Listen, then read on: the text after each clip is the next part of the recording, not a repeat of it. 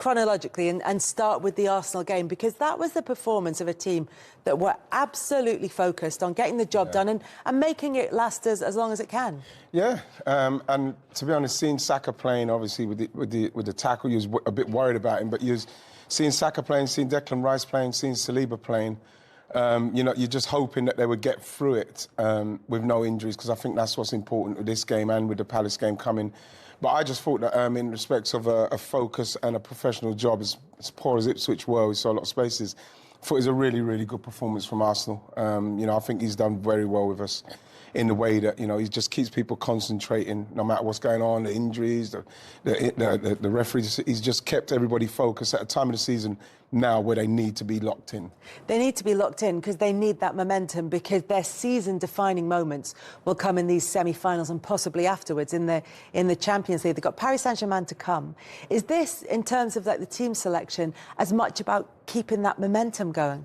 Yeah, I think it's a massive part of it. I think if you go back to when your Cities or your Liverpools have done well within that Champions League, their league form has kind of carried on, and you always need that confidence. So when Trossard is scoring goals and Nwaneri scores goals, and you want them to carry that confidence into the game as well. And if they're not playing, that confidence doesn't build in the way that he might want it. So although we're all sitting there thinking that Declan and Saka should have been rested, maybe it's an adrenaline thing to keep them going the way they're going. And maybe even just to get the minutes in for Bukayo Saka in particular, who missed such a long time out with injury.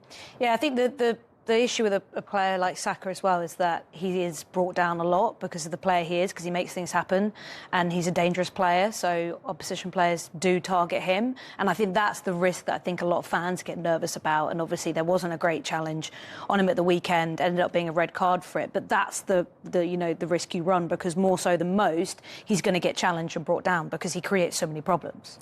Are there players at the moment, and I'm thinking maybe even of Kivior, who Arsenal fans have been a bit nervous about, who are putting in some really solid performances?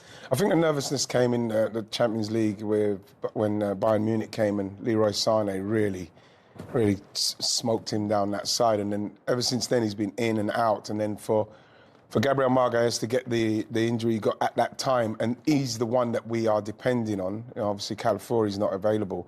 You know, you would worry. You would worry, and you would worry simply because of the players he's coming up against and the level of the pressure at this stage of the season for him. But, you know, up to this point, he's dealt with it unbelievably. You know, he's come in and he's kind of proven himself that, you know, he is good enough to be there. You know, he might have been caught out a few times and he's made a couple of mistakes, but when we've needed him in this stage, he's come through. The squad has come through for Mikel in that respect. Yeah, there's so many kind of nailed-on starters in that Arsenal 11, and they know that they're going to be featuring in that first leg against Paris Saint-Germain a week on Tuesday, tomorrow it is. But if there are spaces that are going to be a little more undecided, where there are opportunities for players, where do you think they're looking?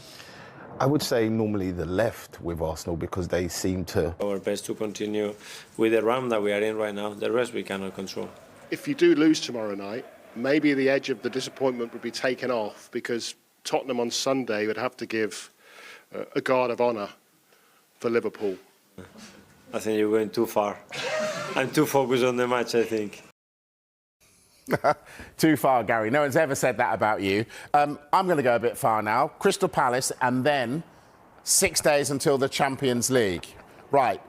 So is 6 days a good thing or a bad thing for Arsenal at this stage of the season?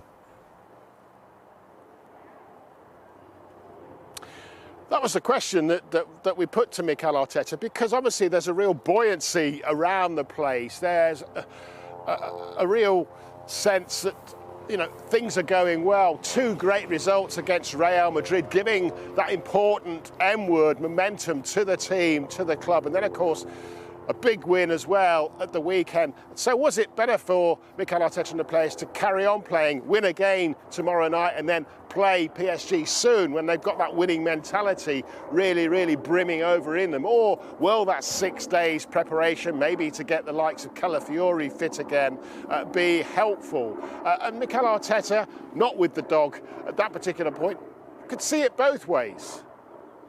Well, it's what we have. Let's take the opportunity. First of all, and the right to win the game tomorrow against a really good side that they have a really good record away from home as well. And after that, we'll have time to prepare the game really well.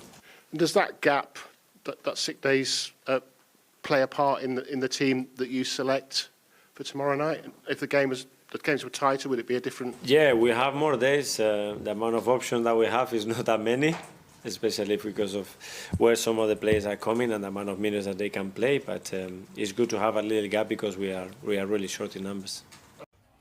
So, Gary, two of Arteta's former teammates, Aaron Ramsey and Jack Wilshere, have got interim managerial roles. Did he speak about that today?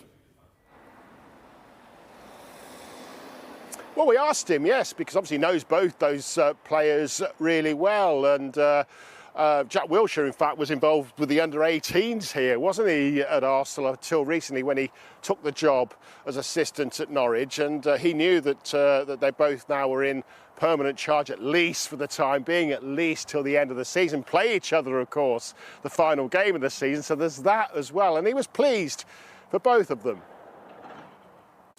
Yeah, well, Ipswich 0-4 Arsenal. Bukayo Saka escapes bad injury after horror tackle in big away win.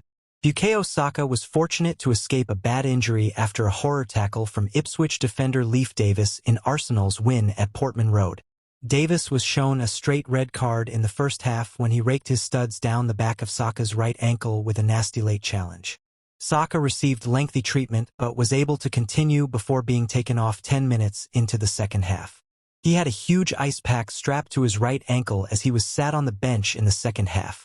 But the fact he avoided serious injury was a major relief for Arsenal ahead of their Champions League semi-final with Paris Saint-Germain. Leandro Trossard scored twice as Arsenal cruised to victory against Ipswich to delay the Liverpool title party. Ipswich were reduced to 10 men on 32 minutes when Davis was shown a straight red card for his late challenge on Saka. Saka was fortunate to avoid a bad injury, but the Arsenal man was able to continue after lengthy treatment and missed 3 big chances before half-time. The second half was a non-event as Arsenal coasted to victory, with Trossard scoring his second and substitute Ethan Nwaneri adding a fourth late on. Arsenal went ahead after 14 minutes when Trossard finished well from inside the area. Mikel Merino should have doubled the lead with a header from a corner, but Arsenal did get a second goal on 28 minutes when Gabriel Martinelli tucked home at the back post. Arsenal increased their gap to the teams chasing second place and delayed Liverpool's inevitable Premier League title victory with a simple Easter Sunday victory in Suffolk. Arsenal took the lead through Leandro Trossard, who was actually on the floor when he swung his leg at the ball, which trickled comically into the Ipswich net. The second was scored by Gabriel Martinelli. Tapping in after a lovely backheel flick by Mikel Merino in the box, Bukayo Saka was lucky to escape unharmed from a dangerous stamp of Leif Davis stuns on his Achilles before halftime, a challenge that saw the Ipswich man sent off. The Gunners would make it 3 again, through Trossard, and this time from a well-worked short corner leading to a Rice pass into the Belgian to strike low into the corner. David Raya remained untested for large portions of the game but had to stay alert at all times and was strong with his distribution. Ben White coming in for Jurrien Timber to help build up match fitness. Strong defensively, while offering the overlaps to Saka and Nwaneri, but his crossing lacked the edge it did last season.